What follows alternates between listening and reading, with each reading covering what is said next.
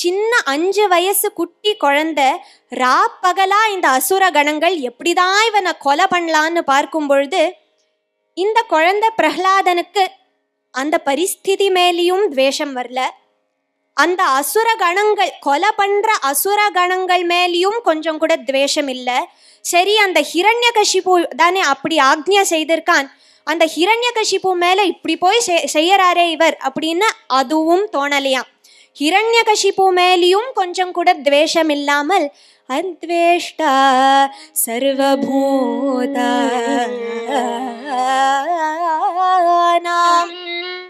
எல்லா இடத்துலையும் அத்வேஷ்டா, கொஞ்சம் கூட துவேஷம் இல்லாமல் இருந்தான் பிரஹ்லாதன். ஏன்னா அவனுக்கு தெரியும் எதுக்காக துவேஷம் செய்யணும், துவேஷம் செய்யறது வியர்த்தமாச்சே. ஏன்னா த்வயி மயி சான்யத்ர ஏகோ விஷ்ணு வியர்த்தம் குப்யசி மய்ய சஹிஷ்ணு சர்வஸ்மின்னபி பஷ்யாத்மானம் சர்வஸ்மின்னபி பஷ்யாத்மானம் சர்வத்ரோத்ஸ்ருஜ பேதஜ்ஞானம் பஜ கோவிந்தம் பஜ கோவிந்தம் கோவிந்தம் பஜ மூடமதே.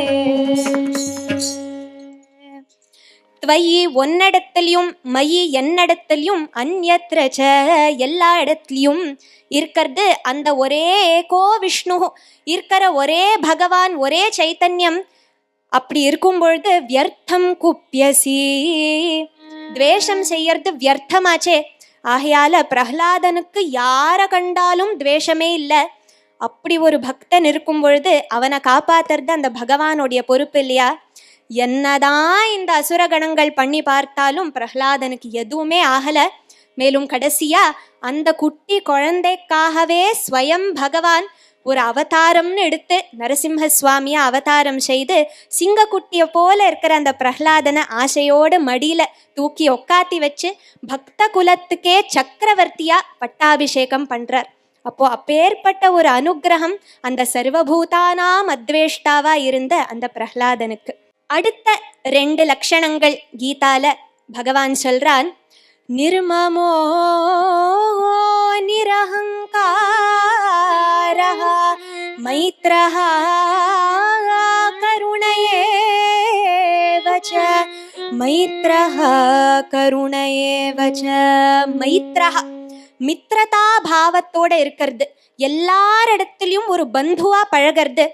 மேலும் கருணயேவச கருணையோட தயையோட இருக்கிறது. நாமதேவர் ஒரு சமயம் பண்டரிபுரத்தில் சந்திரபாகா நதி தீரத்தில் உட்கார்ந்துண்டு நாம சங்கீர்த்தனம் செய்து கொண்டே இருந்தார்.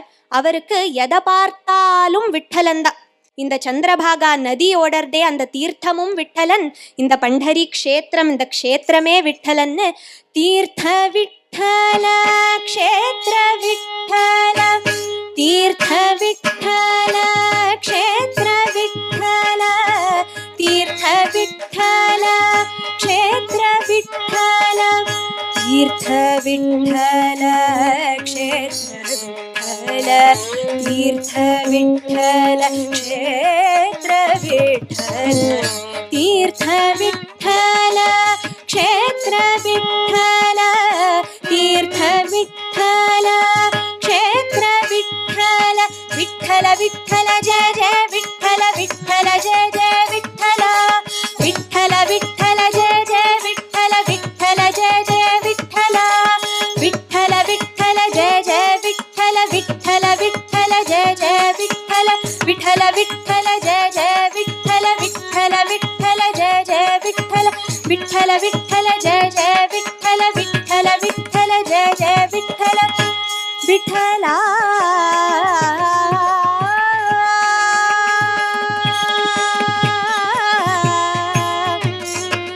விட்டலா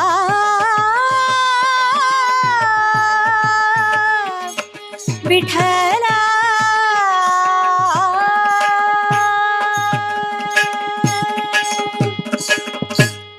இந்த அபங்க கானத்திலேயே மக்னமா இருக்கார் நாமதேவர். அந்த சமயம்தான் அவரோட மனைவி அவருக்காக போஜனம், ஒரு தட்டுல ரோட்டி, தால், கிருத்தம், நெய் இதெல்லாம் கொண்டு வந்து, அவர் இப்படி அபங்க கானத்திலேயே மக்னமா இருக்காருன்னு அவர் பக்கத்துல அந்த தட்டை வச்சுட்டு, சரி டிஸ்டர்ப் பண்ண வேண்டான்னு அவர் பக்கத்துல அந்த தட்டை வச்சுட்டு அவ பாட்டுக்கு கிளம்பிட்டா. அந்த சமயம்தான் அந்த ஸ்தலத்துக்கு ஒரு சுனகம், ஒரு நாய் வந்தது. அந்த நாய் அங்கேருந்து வந்து அந்த தட்டுல இருக்கிற எல்லா ரோட்டியும் பார்த்து படக்குன்னு தன் முகத்துல அந்த ரோட்டி எல்லாம் கவ்வி கொண்டு அந்த பக்கமா போயிடுத்து. இத பார்த்ததுமே நாமதேவர், இருப்பா இரு, அப்படியே ரோட்டியெல்லாம் எடுத்துன்னு போகாது இருன்னு பட்டுன்னு எழுந்துண்டார். அந்த நாய் பின்னாடியே ஓடுறார். அப்படியே ஓடும் பொழுது இந்த நாய் பார்த்தது யாரோ பின்னாடி துரத்துறான்னு பயத்தால அது இன்னும் வேகமா ஓட, நாமதேவர் துரத்த அந்த நாயோட, அவர் துரத்த நாயோட கடைசியா நாமதேவர் அந்த நாயை பிடிச்சுட்டார். பிடிச்சு அந்த நாயோட முகத்திலிருந்து அந்த ரோட்டியை எடுக்கிறார். இப்போ எதுக்காக நாமதேவர் இதெல்லாம் பண்றார்? நாமதேவரே அப்பொழுது சொல்றார் அந்த நாயை பார்த்து, பாண்டுரங்கா. பாண்டுரங்கனா? பாண்டுரங்கன் எங்கேருந்து வந்தான்? பாண்டுரங்கனே இல்லையே அங்க. ஆனா இப்பதான் சொன்னோம், நாமதேவருக்கு எதை பார்த்தாலும் விட்டலந்தான். தீர்த்த விட்டல, க்ஷேத்திர விட்டல, அதே போல அந்த நாயை பார்த்தும் அதுவும் விட்டலந்தான் அவனுக்கு. ஆகையால அவர் சொல்றார், பாண்டுரங்கா, வரட்ட ரோட்டியை யாராவது சாப்பிடுவாளா யாராவது? மெனக்கட்டு நெய் வச்சிருக்கா, அதை தடவிண்டு சாப்பிட வேண்டாமா? இதோ ஒரு நிமிஷம் இரு, நான் நெய்யை தடவி தரேன், அதுக்கப்புறம் சாப்பிடுன்னு சொல்லி அப்படி ஒரு மைத்ரஹா கருணையே வச்ச அந்த நாயிடத்துலயும் ஒரு பந்துவா பழகி, அது இடத்துல அவ்வளோ கருணையோட தயையோட அந்த நெய்யை தடவி இப்படி கொடுத்தா அங்க நின்னது அந்த சுனகம் நாய் இல்ல, சாக்ஷாத் பரபிரம்மலிங்கம் பஜே பாண்டுரங்கம். நின்னது சாக்ஷாத் பாண்டுரங்கன் தான். இடுப்புல 2 கையை வைத்து கொண்டு சாரு ஸ்மிதனா.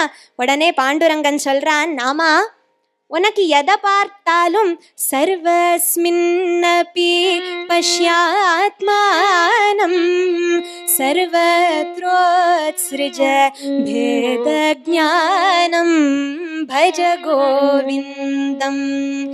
எதை பார்த்தாலும் சர்வஸ்மின்னபி பஷ்ய ஆத்மானம், அந்த பகவான் விட்டலன் விட்டலன்னு என்னையே பார்க்கறியே, அப்போ எந்த ஒரு பேத திருஷ்டியும் இல்லாமல் இப்படி இந்த பிராணிகள் இடத்துலையும் ஒரு மைத்திரனா ஒரு கருணையோட பழகறியே, உன் பிரேமைக்கும் பக்திக்கும் நான் வசமாயிட்டேனப்பா என்று சொல்றார். அப்பேற்பட்ட ஒரு அனுகிரகம் நாமதேவருக்கு பாண்டுரங்கன் செய்தான். இப்போ அடுத்த 2 லட்சணங்கள் கீதா ஸ்லோகத்தில் பகவான் சொல்றான். நிர்மமோ நிரஹங்காரஹ.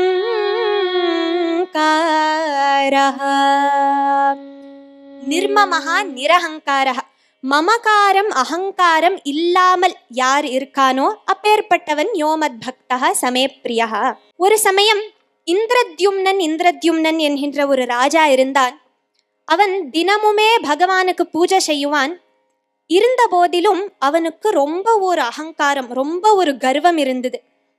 தினமுமே பகவானுக்கு பூஜை செய்யறார், பின்ன எப்படி கர்வம் வந்தது, எதனால கர்வம் வந்தது என்று கேட்டால், பிரதிதினம் பகவானுக்கு விசேஷமா பூஜை செய்தானே, தன்னை போல எந்த ஒரு குறையும் இல்லாம அப்படி ஒரு பூஜை வேற எவன் செய்ய முடியுங்கிறது தான் கர்வத்துக்கே காரணமா.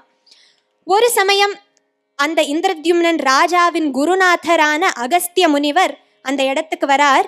அவர் குருநாதர் வந்திருக்கார். ஆனா இந்த இந்திரத்யும்னனுக்கு இவ்வளோ ஒரு கர்வத்தினால எழுந்துக்கல, நமஸ்காரம் செய்யல, ஸ்வாகத்தம்னு வரவேற்கல.